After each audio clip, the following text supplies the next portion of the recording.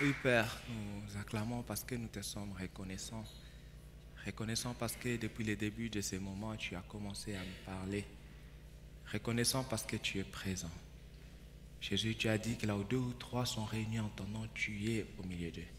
C'est un fait et nous y croyons. Nous sommes réunis en ton nom et nous croyons fermement en ta présence. Père, alors que ces moments, tu les mets encore à part pour nous parler. Ta parole dit que c'est poussé par le Saint-Esprit que les hommes ont parlé de ta part. Ce matin, fais-moi la grâce de parler uniquement de ta part. Fais taire en moi tout ce qui est de moi et que seule ta voix se fasse entendre, Père. Donne-moi d'annoncer ta parole avec puissance. Ta parole dit que le jour de la Pentecôte, quand Pierre a prêché, le cœur fut vivement touché. Le cœur fut vivement touché parce que toi, Saint-Esprit, tu étais à l'œuvre. Je te prie d'être encore à l'œuvre ce matin, afin que personne ne sorte de ces lieux indifférents. Je ramène tout esprit captif à l'obéissance de ta parole. Que tout ce qui ne confesse pas ton nom en ces lieux soit réduit à néant au nom de Jésus. Que tout ce qui s'élèvera contre ta parole, Père, que tout celui qui s'élèvera contre ta parole te rencontre en face. Sois le seul à parler. Merci parce que tu le feras. Au nom de Jésus. Amen. Shalom, frères et sœurs. C'est encore pour moi une grande joie et surtout un privilège de parler encore de la part de Dieu ce matin. La Bible nous dit, l'homme ne vivra pas du pain seulement, mais de toute parole qui sort de la bouche de Dieu. Pour dire que de la même manière que notre corps physique a besoin de se nourrir de la smida pour le Congolais, du tchèp et autres, notre esprit aussi a besoin de se nourrir de la parole de Dieu. Donc le moment où nous nous approchons pour écouter la parole de Dieu, c'est véritablement le moment où nous nous approchons pour manger. Alléluia. Est-ce que tu peux m'aider à dire bon appétit à ton voisin? Parce qu'on va manger maintenant. Ok. Bon appétit à chacun de nous. Je nous invite très rapidement à lire les textes de base de ce matin dans Philippiens 2, du verset 5 au verset 10.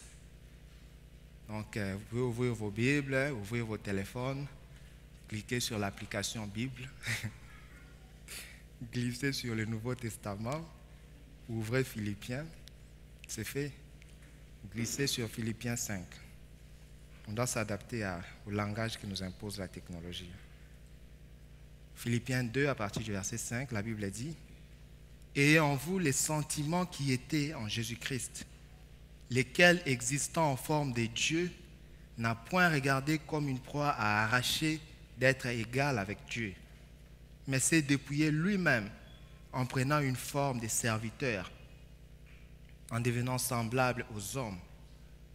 Et ayant paru comme un simple homme, il s'est humilié lui-même, se rendant obéissant jusqu'à la mort, et même jusqu'à la mort de la croix. C'est pourquoi aussi Dieu l'a souverainement élevé et lui a donné le nom élevé au-dessus de tout nom, afin qu'au nom de Jésus, tout genou fléchisse et que toute langue confesse qu'il est Dieu, à la gloire de Dieu le Père. Est-ce qu'on peut acclamer le nom de Jésus?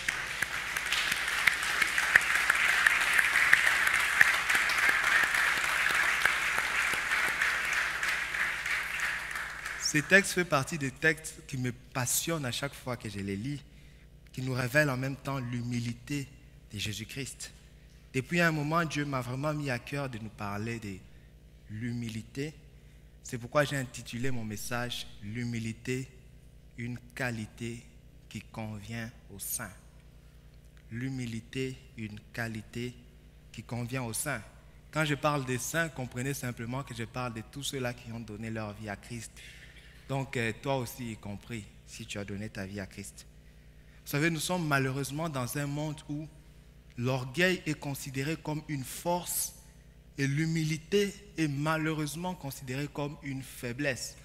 Tout le monde veut dominer sans jamais être dominé. Tout le monde veut être celui qui donne des ordres sans se soumettre aux autres. Un homme disait, si je pouvais acheter l'homme au prix qu'il est réellement et les revendre au prix qu'il pense être, je serais riche. Vous dites que très souvent nous pensons, nous avons une surestime de nous-mêmes. Le monde est plein d'orgueil. Pourtant, quand vous lisez la vie de Jésus-Christ, qui est notre modèle parfait, toute sa vie est couronnée des actions d'humilité. Il est triste de voir qu'aujourd'hui, les couples divorcent. Les personnes se séparent juste parce que nous manquons un peu d'humilité. Triste de constater que cela se passe même à des fois à l'église, au milieu des enfants de Dieu, qui sont censés être le sel de la terre et la lumière du monde.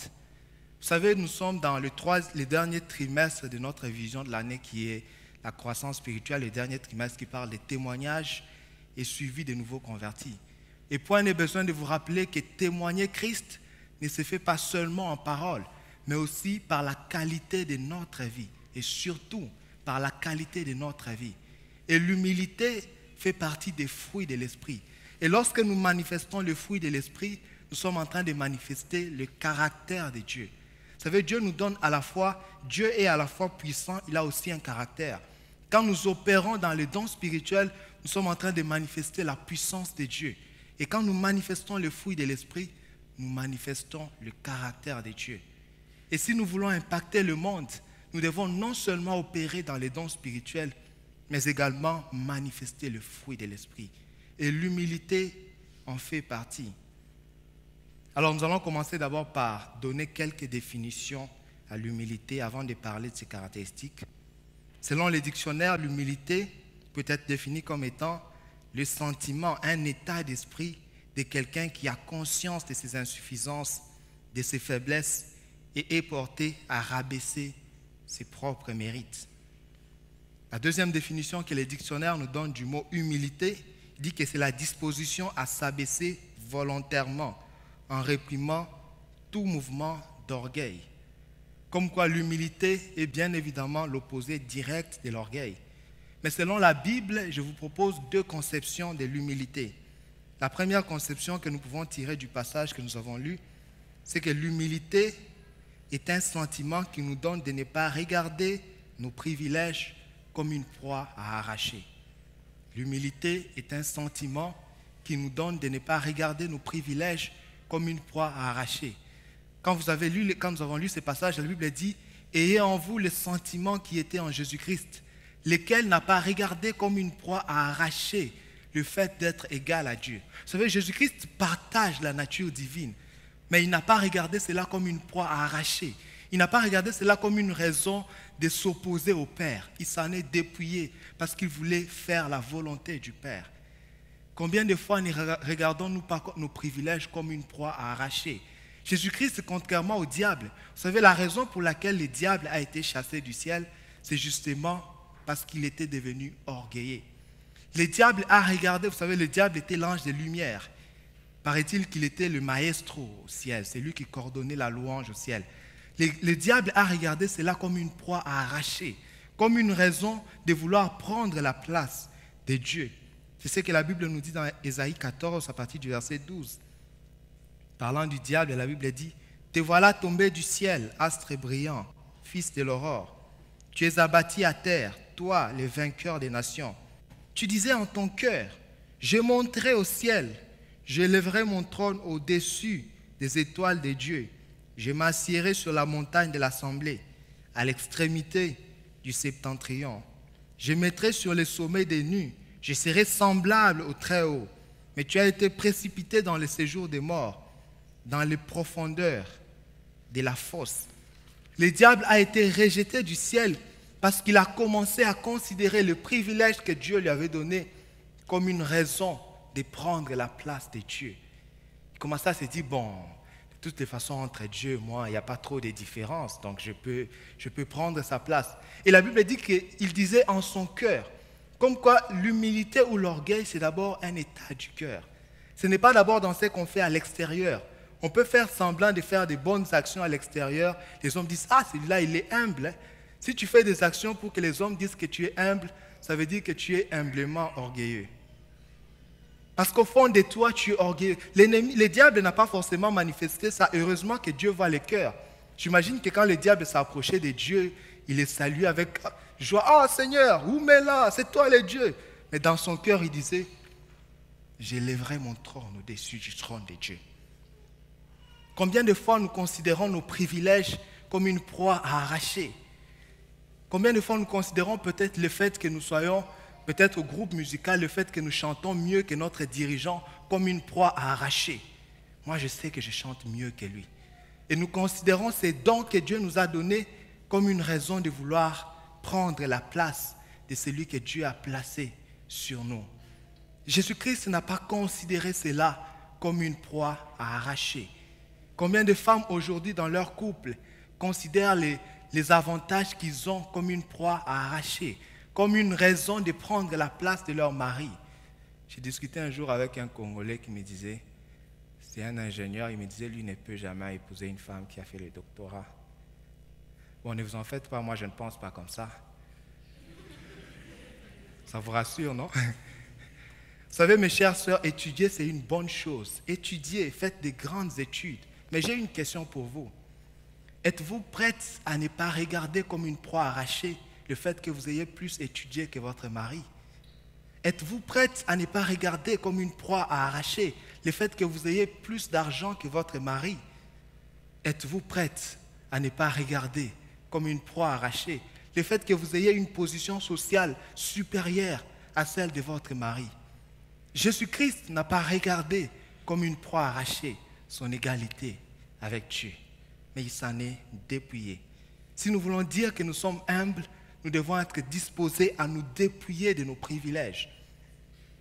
Es-tu prêt à ne pas regarder comme une proie arrachée le fait que tu sois plus âgé que ton pasteur? Es-tu prêt à le faire? Jésus-Christ n'a pas regardé ses privilèges comme une proie à arracher. La deuxième définition que je nous propose de l'humilité à la lumière de la parole de Dieu, c'est que l'humilité est un sentiment qui nous pousse à ne pas avoir une trop haute opinion de nous-mêmes. Vous les lisez avec moi dans Romains 12, à partir du verset 3. La Bible dit, par la grâce qui m'a été donnée, j'ai dit à chacun de vous de n'avoir pas de lui-même une trop haute opinion, mais de revêtir des sentiments modestes, selon la mesure de foi que Dieu a départie à chacun. Dieu ne nous demande pas de ne pas avoir une opinion de nous-mêmes, mais il dit que cette opinion ne doit pas être trop haute. Nous ne devons pas nous surestimer au-delà de ce que nous sommes, mais nous devons nous considérer selon la mesure de foi que nous avons reçue. Permettez-moi, avant d'aller loin, de faire tout de suite une différence entre l'humilité et le mépris de soi. L'humilité n'est pas le mépris de soi, ni le complexe d'infériorité. Le mépris de soi met un zoom sur nos défauts et nous empêche de mettre à l'exercice de l'œuvre de Dieu les dons que Dieu a placés en nous. Le mépris de soi nous détruit. Le mépris de soi est un sentiment qu'il faudra repousser. Vous savez, dans la vie de chacun de nous, Dieu a placé des potentiels, Dieu a placé des talents, Dieu a placé des dons. Chaque homme est une solution que Dieu a envoyée pour l'humanité. Vous savez, quand l'humanité crie au secours, Dieu envoie un homme. Quand les enfants d'Israël ont crié vers Dieu, Dieu a envoyé Moïse.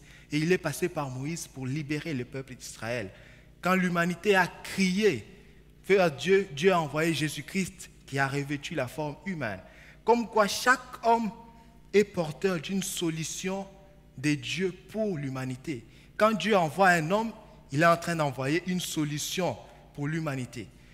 Je l'ai dit pour dire que nous devons prendre conscience des atouts que Dieu a placés en nous. Mais le mépris de soi nous empêche de reconnaître que Dieu a placé des choses en nous. Et ça, c'est un sentiment à repousser. Tandis que l'humilité nous donne plutôt d'avoir un regard objectif sur notre personne. L'humilité nous donne de prendre conscience de nos atouts pour les mettre au service de Dieu, mais aussi de prendre conscience de nos faiblesses pour nous rendre compte que nous avons besoin des autres. L'humilité nous pousse à reconnaître que tout ce que nous sommes n'est que le fruit de la grâce de Dieu et que nous n'avons aucune raison de nous vanter pour ça. Vous savez, très souvent, nous ne vivons pas la gloire de Dieu dans nos vies parce que nous sommes orgueilleux. J'aime bien le dire, Dieu, avant de travailler par nous, commence d'abord par travailler en nous. Celui qui ne laisse pas Dieu travailler en lui l'empêche de travailler par lui. Dieu, il y a une chose que Dieu ne partage avec personne, c'est sa gloire. Et quand Dieu veut utiliser un homme, il cherche à le briser de telle sorte qu'il se rassure qu'il n'y a rien en cet homme qui pourra prendre sa gloire. Quand il se rassure qu'il a tout détruit en toi, là il dit yes, tu deviens un instrument valable pour être utilisé par moi.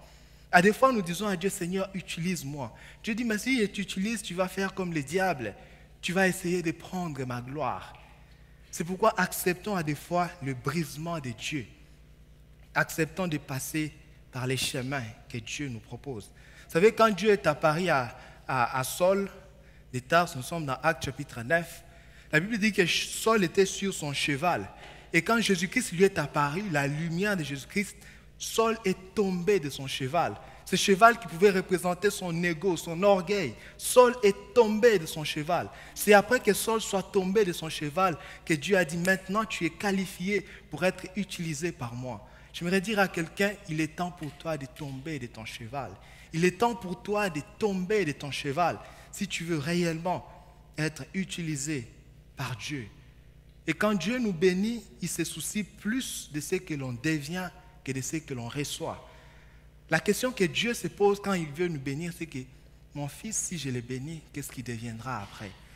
Ma fille, si je le bénis, si je la bénis, qu'est-ce qu'elle deviendra après? Parce que ce qui intéresse Dieu, c'est notre cœur.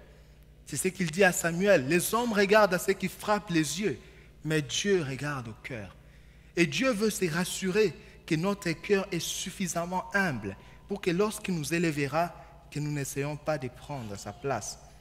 C'est pourquoi souvent quand Dieu veut utiliser puissamment un homme, il l'amène à prendre conscience de ses faiblesses. Pour que lorsque Dieu l'utilisera, que cet homme se rassure que ce qui se passe, ça ne peut pas être moi. C'est absolument Dieu. Vous savez, Pierre, avant la Pentecôte, se croyait très fort. Un jour, Jésus-Christ s'est autour d'eux, il leur dit, écoute, vous allez tous me renier parce qu'il est écrit, je frapperai les bergers et les brebis seront dispersées. Pierre regarde Jésus, il lui dit, même quand tous te renieront, moi je ne te renierai pas. Jésus-Christ les regarde, il dit, Pierre, avant que le coq ne chante 2 fois, toi tu m'auras renié 3 fois. Donc ton reniement sera plus rapide même que le chant du coq.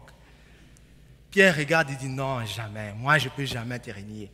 Pierre aimait Jésus-Christ d'une part, mais d'autre part, il avait un peu cet orgueil spirituel. Pierre ne comptait pas sur la capacité de Dieu, il comptait sur lui-même. Il s'est dit, non, c'est quand même moi, Pierre, l'ancien Pierre, c'est lui qui a quand même marché sur l'eau. Mais quand même, il a marché sur l'eau, quoi. Pierre se disait, je ne peux pas renier Jésus. Mais quand cela est arrivé, Pierre a pleuré. Il fallait que cela arrive pour que Pierre réalise qu'il a besoin du Saint-Esprit. Pour que Pierre prenne conscience de ses faiblesses. Là, Pierre dit, oh non, j'ai besoin du Saint-Esprit. Et quand Jésus-Christ leur apparaît, il leur dit, ne bougez pas, attendez l'arrivée du Saint-Esprit. Vous savez, très souvent, nous sommes poussés à tomber dans l'orgueil spirituel, entre guillemets.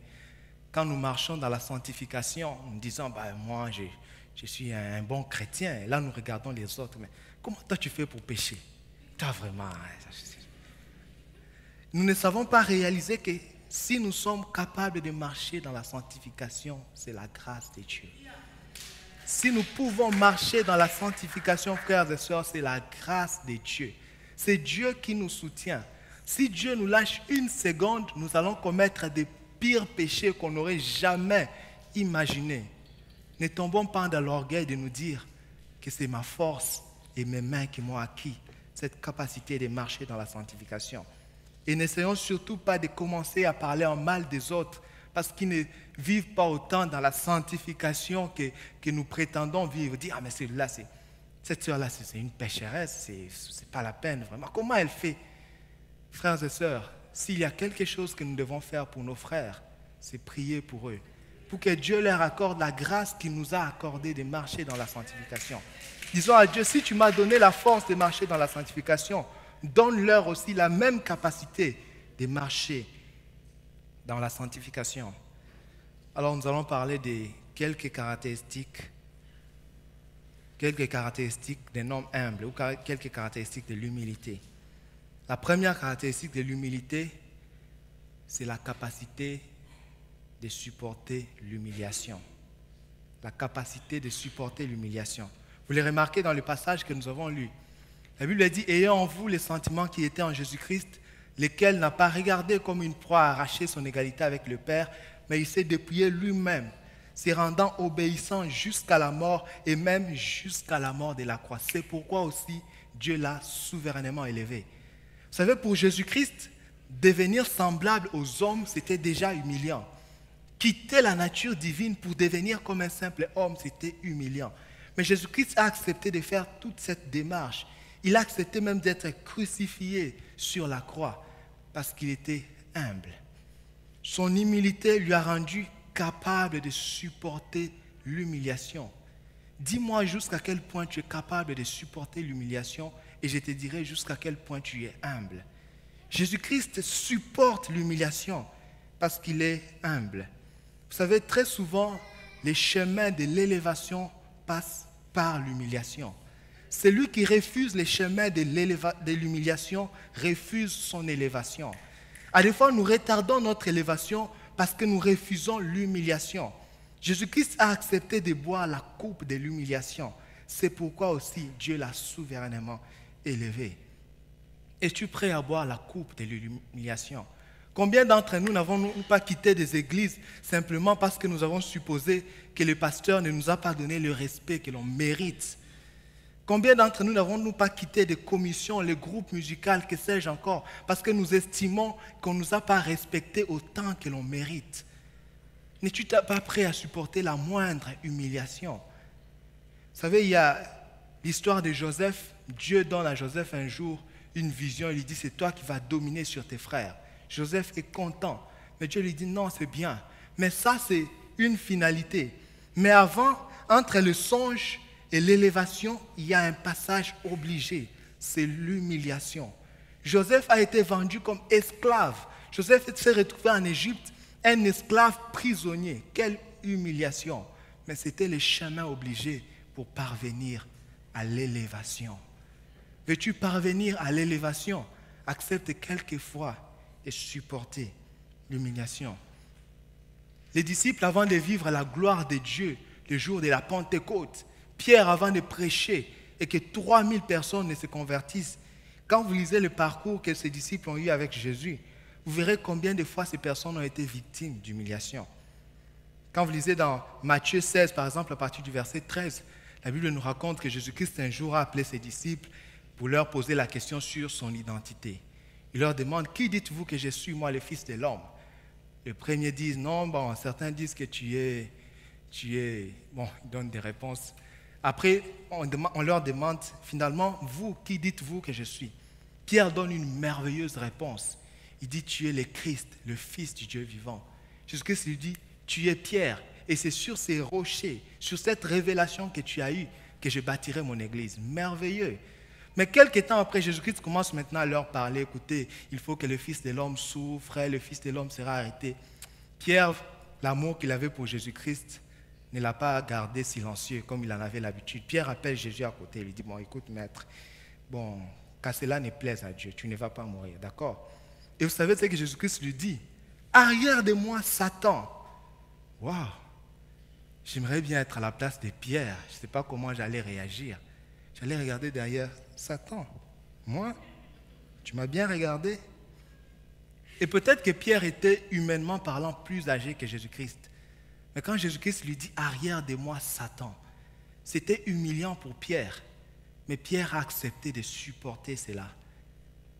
Imaginez-vous que ces jours-là, Pierre s'est dit « bon, moi je pense que trop c'est trop, je veux quitter cette communauté, je ne veux plus suivre ces gars ici. » Il commence à nous traiter de Satan comme ça, moi je pense que c'est fini. Désormais, Pierre allait rater la Pentecôte s'il n'acceptait pas de supporter cette humiliation-là.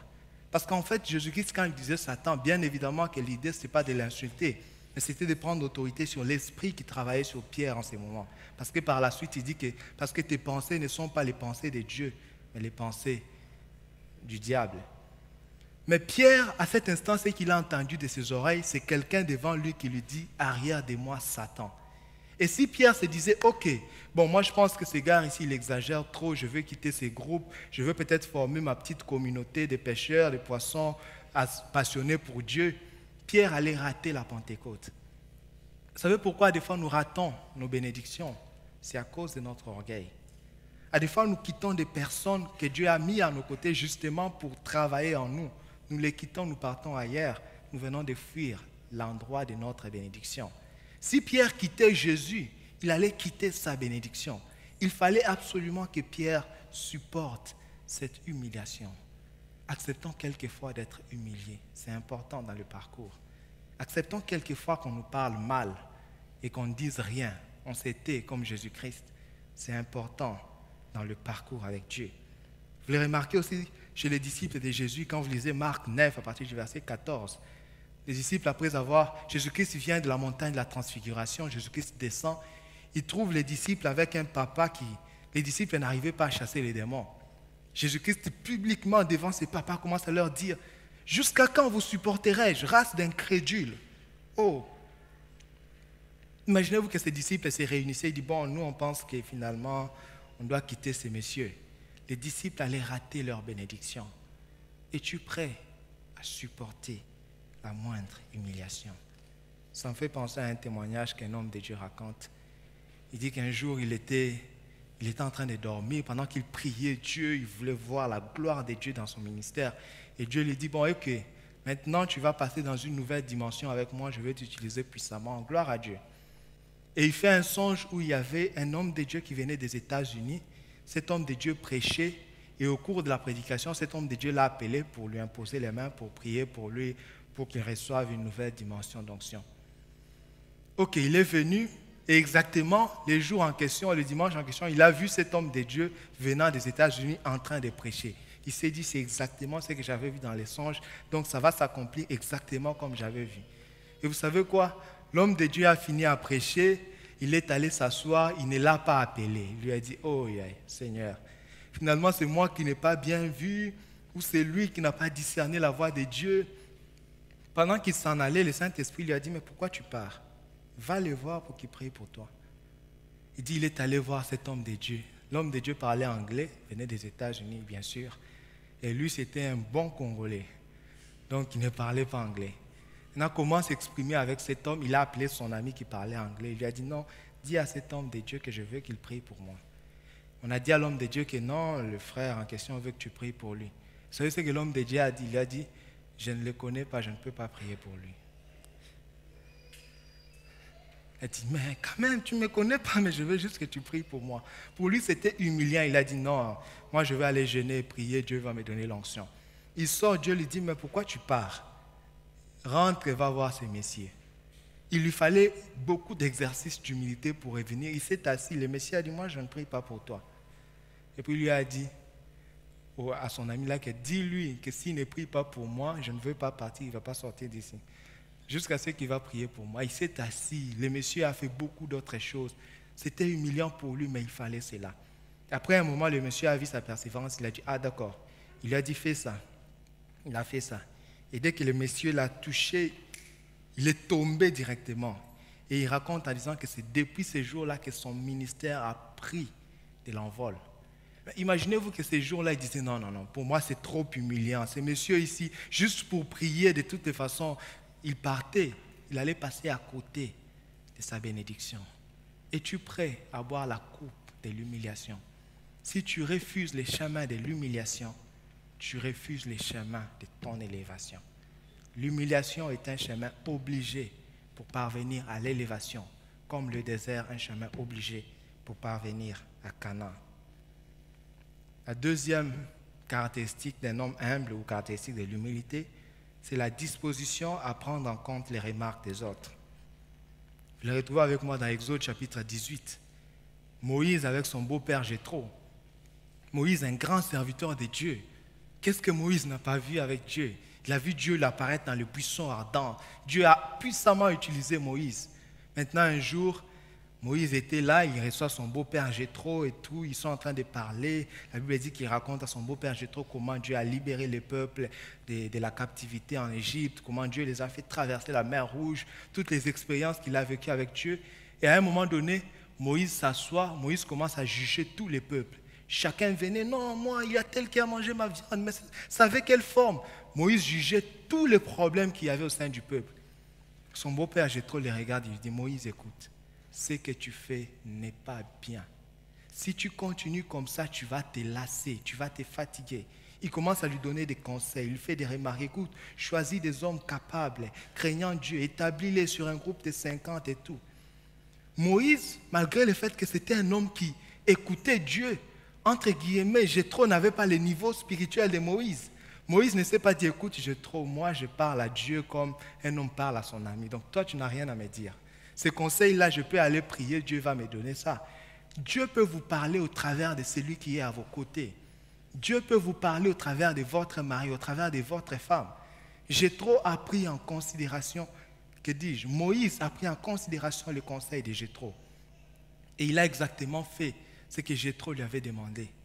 Sommes-nous prêts à écouter les remarques que nous font les autres? Vous savez, l'homme est souvent prompt à recevoir les compliments, mais souvent très réticent à recevoir les remarques des autres. Si tu veux aller de l'avant, tu dois apprendre à écouter aussi les remarques des autres. Moïse a pris en considération ce que Jéthro lui avait dit. Chère Marie, apprenez à en prendre en compte les conseils de vos femmes.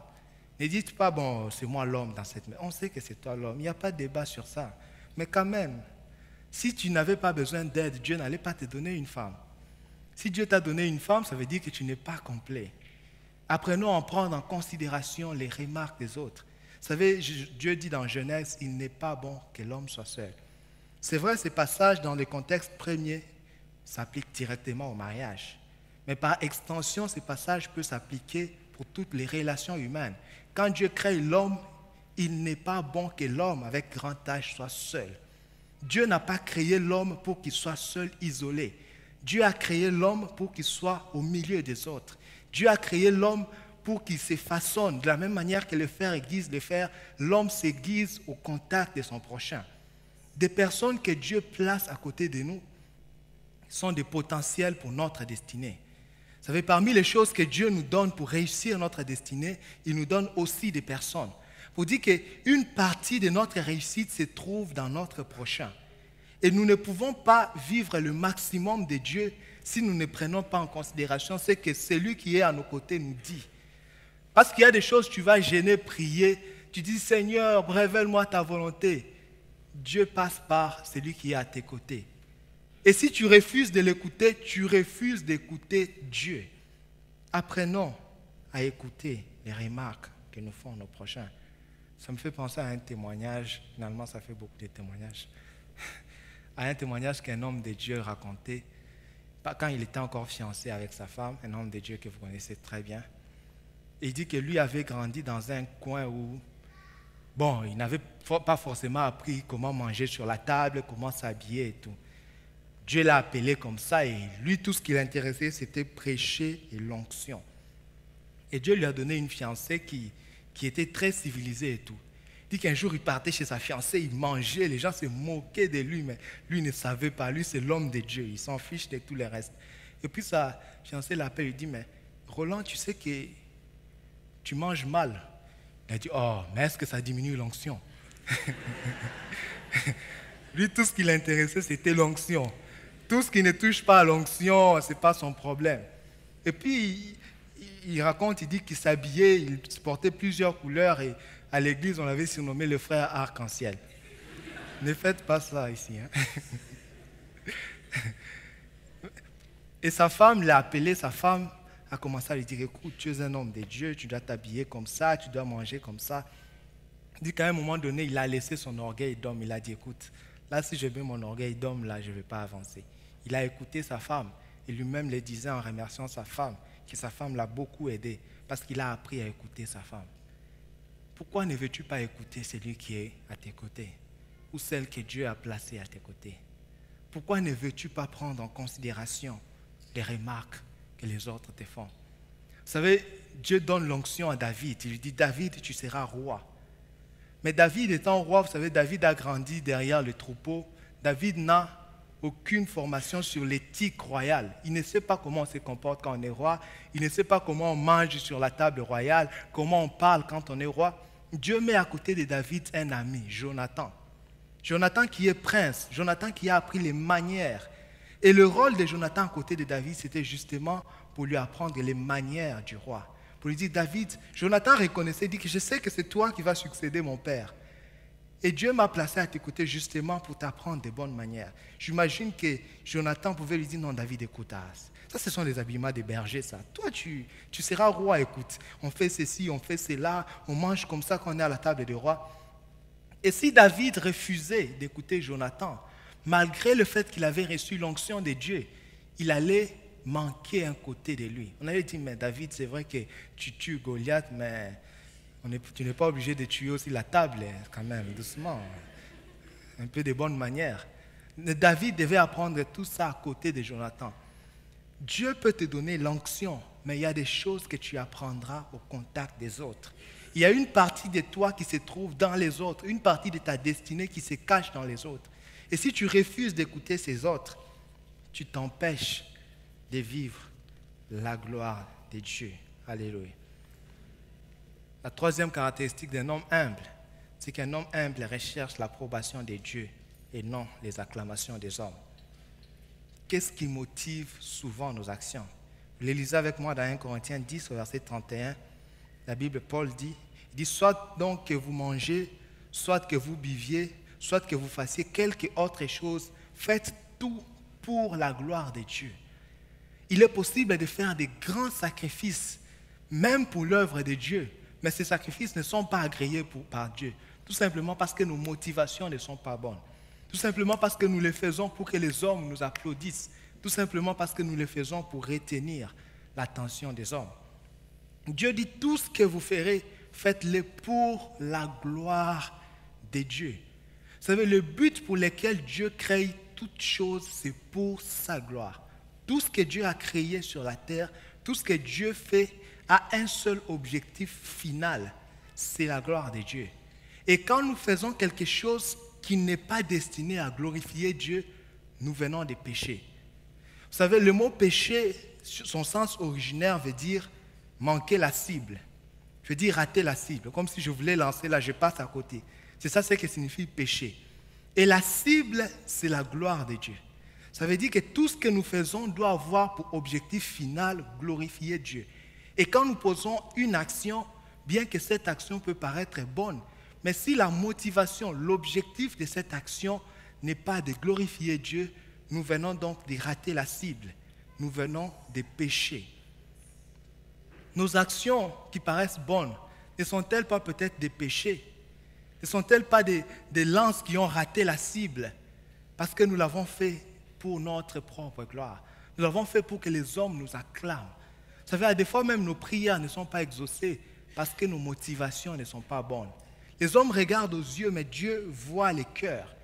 C'est ce que Jacques dit dans Jacques 4, verset 3, je crois. Il dit, vous demandez, mais vous ne recevez pas parce que vous demandez mal. Et il explique ce que veut dire demander mal, dans le but de satisfaire vos désirs. Est-ce que des fois, ce qui nous motive, ce n'est pas « Ah, l'autre est tel, Seigneur. Ah, l'autre est vraiment, quand il fait tel, les hommes l'applaudissent. Seigneur, je veux aussi ça. » Tu le veux pour la gloire de Dieu ou tu le veux pour ta propre gloire? Qu'est-ce qui motive nos actions? Qu'est-ce qui motive nos actions? Vous savez, l'offrande de Caïn n'était pas reçue, pas parce que c'était peu, mais parce qu'il n'avait pas de bonnes motivations. Caïn voulait dépasser Abel. Quand l'offrande d'Abel était reçue finalement, il a été tenté de tuer son frère Abel. Qu'est-ce qui motive nos actions? Nos actions qui paraissent bonnes, les sacrifices que nous faisons, que les hommes apprécient. Est-ce que Dieu les apprécie de la même façon? Les hommes regardent à ce qui frappe les yeux, mais Dieu regarde au cœur. La dernière caractéristique, c'est qu'un homme humble ne se compare pas aux autres pour connaître sa valeur. Par conséquent, il n'est jaloux de personne. Vous lisez avec moi Luc 18, à partir du verset 9, la Bible dit, parlant, Jésus-Christ raconte une parabole. Il dit encore cette parabole en vue de certaines personnes, se persuadant qu'elles étaient justes et ne faisant aucun cas des autres. 2 hommes montèrent au temple pour prier. L'un était pharisien et l'autre était publicain. Le pharisien debout priait ainsi en lui-même.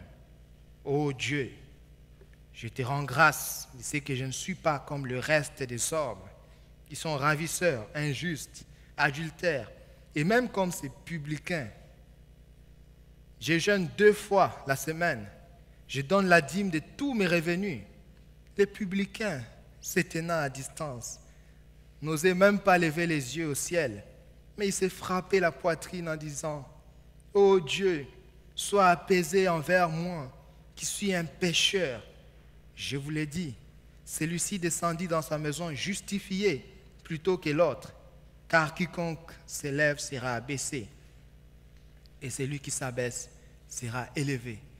Vous remarquez que ces pharisiens priaient, mais avec un sentiment d'orgueil, de comparaison avec l'autre. « Oh Seigneur, je ne suis pas comme l'autre, je jeûne 2 fois par jour. » Combien de fois n'essayons-nous pas à chaque fois de nous comparer aux autres que pour savoir notre valeur? Bon, moi, je suis mieux que l'autre. Dans mon pays, c'est terrible, mais il y a des gens qui portent même le nom de leur jeûne. Quelqu'un qui jeûne pendant 40 jours, on l'appelle Maman 40. Ça va, doucement. Les gens qui jeûnent 30 jours, ils portent le nom de leur jeûne, juste parce qu'ils estiment qu'ils ont fait mieux que les autres. Vous savez, Dieu ne nous a pas envoyés en terre pour que nous soyons en compétition les uns avec les autres. Ce n'est pas ça l'objectif. L'objectif, c'est d'être en compétition avec quelqu'un. Et la personne, c'est bien évidemment nous-mêmes. On devait tous les jours travailler à sortir le meilleur de nous-mêmes, sans nous comparer aux autres. Si l'autre a réussi, j'ai dit gloire à Dieu. Si l'autre a réussi, je remercie le Seigneur. Mais je ne suis pas en compétition avec mon frère. Je suis en collaboration avec lui. Il est là pour que nous nous associons ensemble, pour que nous puissions ensemble élever le nom de Christ. Ça veut dire que quand il est béni, je suis content. Mais moi, je me contente de ce que j'ai. Et je me fixe sur ce que Dieu a placé en moi. Galates 6 au verset 4, l'apôtre Paul dit que chacun examine ses propres œuvres et alors il aura sujet de se glorifier pour lui seul et non par rapport à autrui. Le verset 5 dit car chacun portera sa propre responsabilité. Nous n'avons pas reçu le même nombre de talents et Dieu ne me jugera pas parce que je fais moins que l'autre ou parce que je fais plus que l'autre, mais Dieu me jugera par rapport au potentiel qu'il a déposé en moi. Est-ce que j'ai maximisé dans ce qu'il m'a donné? Alors je n'ai pas besoin de me comparer à l'autre, tout comme je n'ai pas besoin d'être jaloux de l'autre. Si l'autre réussit, je rends grâce à Dieu. Moi aussi, je réussirai. Vous savez, c'est l'attitude que Jean-Baptiste avait. Un jour, dans Jean 3, vous lisez à partir du verset 20 comme ça, les disciples de Jean-Baptiste viennent voir Jean-Baptiste. Ils lui disent, bon, écoute Jean, on a quelque chose à te dire. Jean dit quoi? Il dit, bon, tu sais, le Jésus là que tu as présenté là, oui. Il baptise maintenant plus de personnes que toi. Tout le monde va vers lui. Et s'attendait que Jean dise, ah bon? Mais les histoires de baptême là, c'est moi qui ai commencé ça. Moi, je suis venu avant lui. Non, ce petit-là ne peut pas. Non, c'est pas possible. On va voir entre lui et moi qui va dépasser. Nous, à la place des gens, nous aurons probablement réagi comme ça. Mais j'aime beaucoup la réponse des gens. Dans Jean 3 au verset 27, je veux bien qu'on les projette. Jean dit, un homme ne peut recevoir que ce qui lui a été donné du ciel. Et la suite, il dit qu'il croit ce que moi j'ai diminué. Je veux que l'on retienne cette réponse des gens. Un homme ne peut recevoir que ce qui lui a été donné du ciel. Quand des personnes viendront nous mettre en compétition avec, mais tu sais que l'autre fait telle chose que toi, un homme ne peut recevoir que ce qui lui a été donné du ciel. Si cela lui a été donné du ciel, gloire à Dieu. Ce n'est pas à la terre d'imposer sa volonté au ciel, c'est au ciel d'imposer sa volonté sur la terre. Et un homme ne reçoit que ce qui lui a été donné du ciel. Jean a compris ce principe. Et si nous ne voulons pas chaque fois être jaloux des autres, nous devons comprendre ce principe. Un homme ne peut recevoir que ce qui lui a été donné du ciel. Non, ma soeur, écoute, ta copine s'est mariée, mais toi tu ne te maries pas, pourquoi? Un homme ne peut recevoir que ce qui lui a été donné du ciel. Quand cela me sera donné du ciel, je me marierai. Quand cela me sera donné du ciel, je vivrai la gloire de Dieu. Un homme ne peut recevoir que ce qui lui a été donné du ciel. Dieu résiste aux orgueilleux, mais il fait grâce aux humbles. Que Dieu vous bénisse abondamment.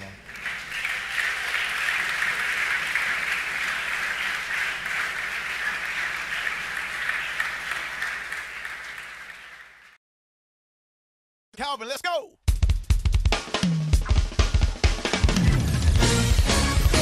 Woo! Yeah. This song right here